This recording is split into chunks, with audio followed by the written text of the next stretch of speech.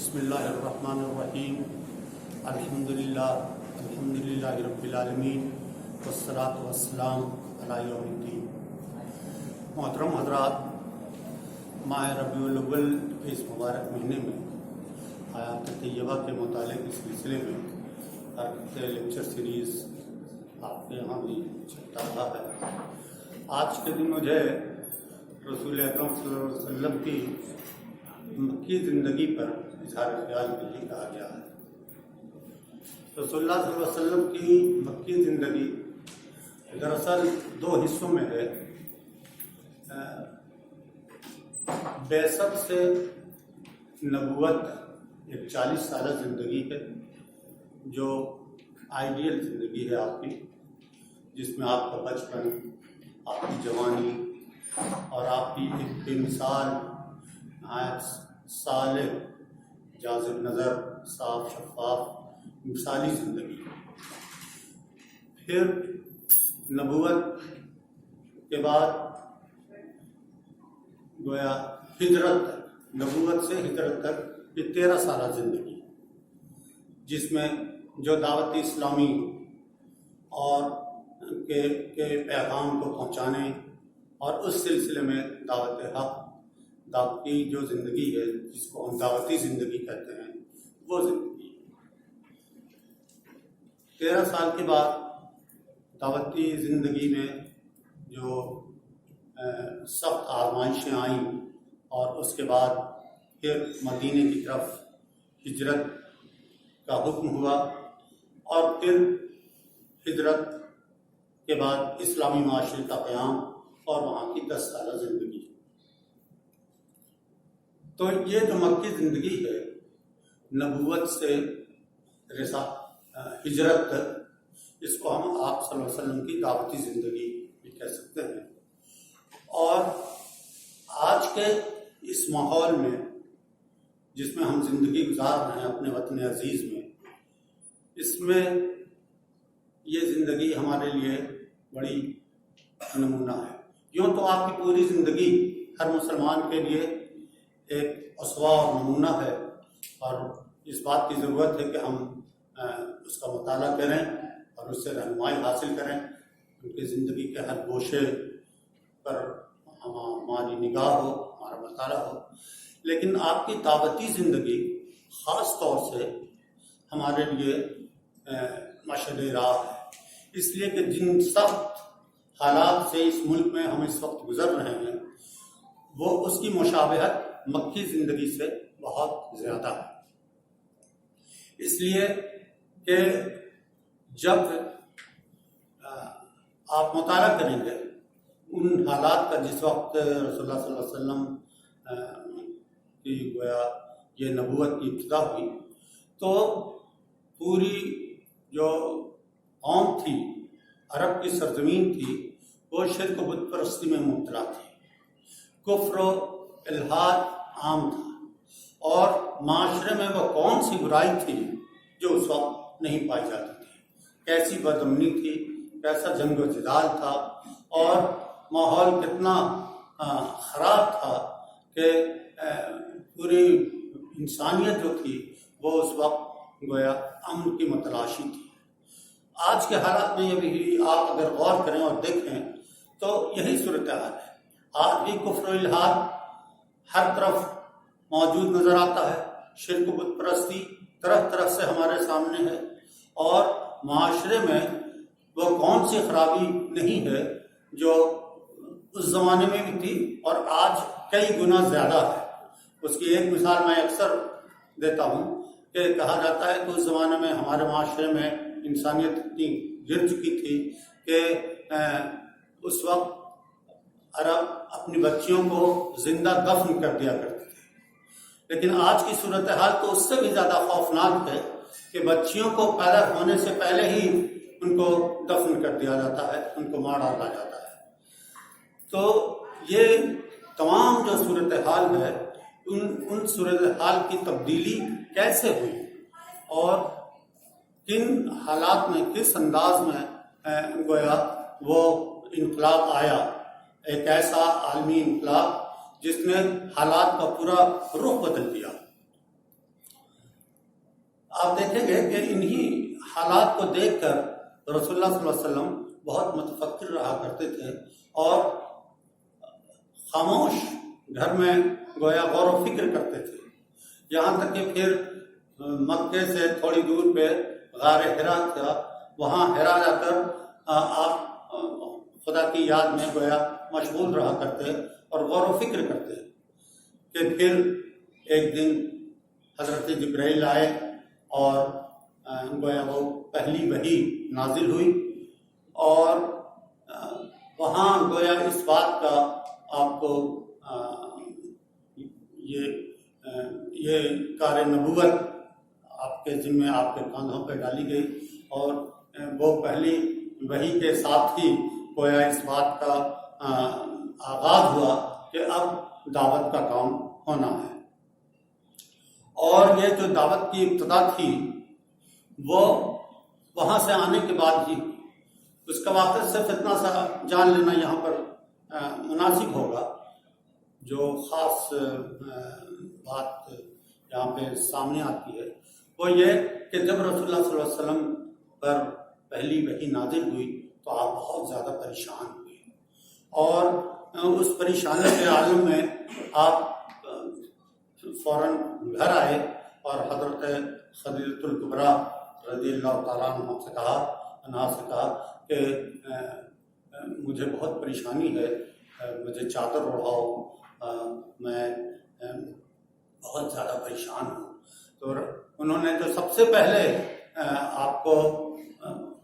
گویا تسلی دی اور دلاسا دیا کہ آپ کو کوئی نقصان نہیں ہوگا، اللہ تعالیٰ آپ کو ضائع نہیں کرے گا، آپ پریشان نہ ہوں، اس لیے کہ آپ دوسروں کی مدد کرتے ہیں، آپ لوگ غریبوں کے کام آتے ہیں، آپ مہمان نوازی کرتے ہیں، اور آپ معاشرے میں لوگوں کی مدد کرتے ہیں، اس لیے آپ کو کچھ نہیں ہوگا۔ تو اس سے یہ معلوم ہوا کہ رسول اللہ صلی اللہ علیہ وسلم کی جو اصل چیز ہے، سنت کا جو سب سے پہلا وہ ہے کہ معاشرے میں سماجی خدمت کا کام کیا جائے، اور یہ خدمت کے جو ادارے ہوتے ہیں اور خدمت کا جو کام ہوتا ہے وہ دراصل انسان کے معاشرے کو متاثر کرتا ہے، اس کی شخصیت سے، اور دعوت کے کام میں اس سے آسانی پیدا ہوتی ہے۔ تو اس لیے وہاں سے گویا ابتدا ہوئی، اور پھر آپ صلی اللہ علیہ وسلم نے سب سے پہلے جو دعوت کا کام شروع کیا وہ جو اپنے سب سے عزیز اور قریب لوگ تھے ان کو سب سے پہلے آپ نے گویا اسلام کی دعوت پیش کی، اور اس میں حضرت خدیجہ الکبریٰ، پھر حضرت علی جو آپ کے چچاداد بھائی تھے، اور پھر حضرت ابو بکر جو آپ کے بہت ہی قریبی دوست تھے، اور اس طرح سے جو صحابہ آپ کے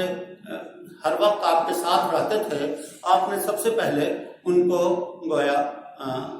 اللہ کا یہ پیغام، توحید کا پیغام پیش کیا، اور اس بات کی گویا تلقین کی کہ ہمیں یہ دعوت، یہ کفر اور اس سے کر کے توحید پر گویا وہ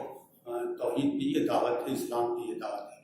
اور آپ کے تمام اصحاب نے اس کو قبول کیا۔ ظاہر ہے کہ وہ ان سے متاثر تھے، ان کی پوری زندگی ان کے سامنے تھی، اور اس کی وجہ سے گویا کوئی اس میں تردد نہ تھا، اور انہوں نے اس پوری دعوت کو قبول کیا، اور یہ خاموش دعوت کا سلسلہ چلتا رہا۔ تو یہ جو پوری دعوتی زندگی ہے رسول اللہ صلی اللہ علیہ وسلم کی، جو مکی زندگی ہے 13 سالہ، وہ دراصل یہی 4 دور میں گزرتی ہے، اور پہلا جو دور ہے وہ خاموش دعوت کا ہے، یہاں تک کہ 3 سال تک یہ چھپ کر نمازیں پڑھتے رہے اور لوگوں کو دعوتیں، اسلام کی دعوت دیتے رہے رسول اللہ صلی اللہ علیہ وسلم، یہاں تک کہ پھر یہ بات آئی کہ اب اس کا اعلان ہونا چاہیے، اور تب اس اعلان کے سلسلے میں کوہ صفا پر ایک دن آپ گئے، تشریف لے گئے، اور وہاں پہاڑی پہ چڑھ کر آپ نے یا صباحا جو عرب کا دستور تھا اس کے مطابق آپ نے گویا دعوت دی، اور جب لوگ جمع ہو گئے عرب کے تمام لوگ، تو وہ وہاں تب ایک दस्तूर था कि जब खतरा कोई होता ऐसा तो वो उस तरह से उनको बुलाया जाता और उनको उस खतरे से आगाह किया जाता। तो उनको वो खतरे से आगाह किया गया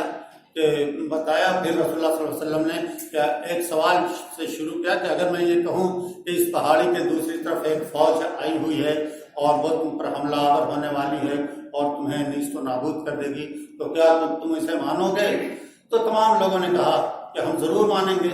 इसलिए कि आप सल्लल्लाहु अलैहि वसल्लम की जो पूरी जिंदगी थी वो आईने की तरह उनके सामने थी। उन्होंने कहा कि हम आप सच्चे हैं, हम आपको सादिक और अमीन कहते हैं और आप पर पूरा यकीन रखते हैं, आप जो कह रहे हैं वो बिल्कुल सही है और ये बात मानेंगे। तब उसके बाद रसूलुल्लाह सल्लल्लाहु अलैहि वसल्लम ने पूरी इस्लाम की दावत, तौहीद की दावत पेश की और कहा कि अगर तुम एक खुदा को नहीं मानोगे और अल्लाह की वहदानियत पर यकीन नहीं करोगे, उस पर अमल नहीं करोगे और इसी तरह बुतों की पूजा करते रहोगे, तो फिर आखिरत में तुम बहुत पकड़े जाओगे और अल्लाह के अजाब में मुब्तला होगे। और इस तरह से जब पूरी दावत पेश की तो वहाँ अबू जहल भी आया था, उसने बुरा बुरा कहना शुरू किया और तमाम जो मक्का के कुरैश के जो सरदारान थे वो गोया कलमा तैयबा की वो दावत सुनकर गोया बिल्कुल मुखालफत के गोया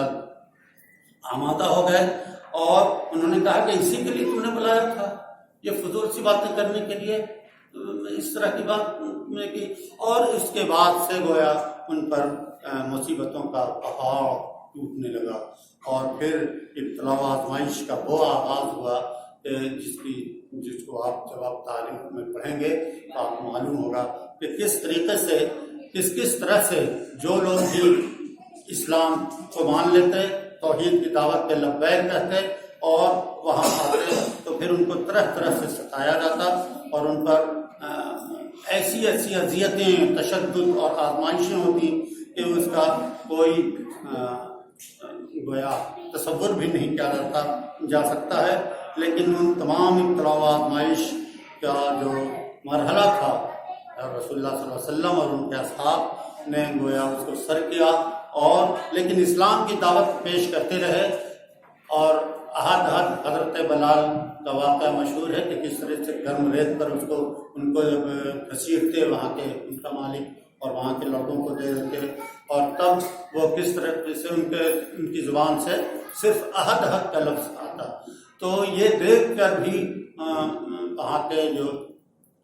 कुरैश के जो सरदारान थे, जो मुखालिफिन इस्लाम थे, उनको हैरत होती थी कि आखिर क्या बात है कि इतनी अजियत दी जा रही है, ऐसी तकलीफें हैं, लेकिन उसके बाद भी ये इस्लाम से फिरते नहीं हैं और ये इनको रसूलुल्लाह सल्लल्लाहु अलैहि वसल्लम की बात पर पूरा ईमान रखते हैं। तो खुद फिर उनके अंदर एक तब्दीली होती और वो फिर इस्लाम का मतला बातें सुनते और कुरान मजीद खुद बहुत गोया एक मुअज्जा था कि जो भी कुरान मजीद की आयतें सुनता वो गोया इस्लाम से करीब होता और इस्लाम की बात उसी समझ में आती। तो इस तरीके से इब्तिला व आजमाइश की इंतहा जो थी वो हो रही थी, लेकिन ये तहरीक इस्लामी का जो काफिला था वो आगे की तरफ बढ़ता जा रहा था।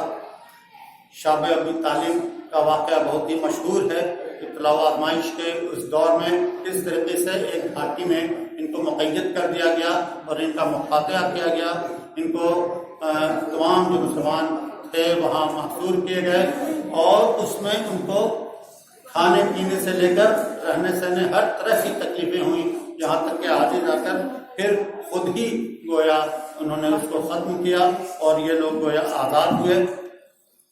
उसके बाद जो सूरत हाल सामने आई वो ये कि हज़रत अबू तालिब का इंतकाल हो गया, फिर कुछ ही दिनों के बाद हज़रत खदीजा का इंतकाल हो गया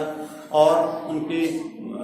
इंतकाल की वजह से रसूलुल्लाह सल्लल्लाहु अलैहि वसल्लम ने गोया उस पूरे साल को गम का साल कहा। परेशानियां और बढ़ गई, आजमाइशें और बढ़ गई, इसलिए कि इन दोनों का ज़रा लिहाज भी करते थे वहाँ के लोग उस समाज में। लेकिन उसके बाद गोया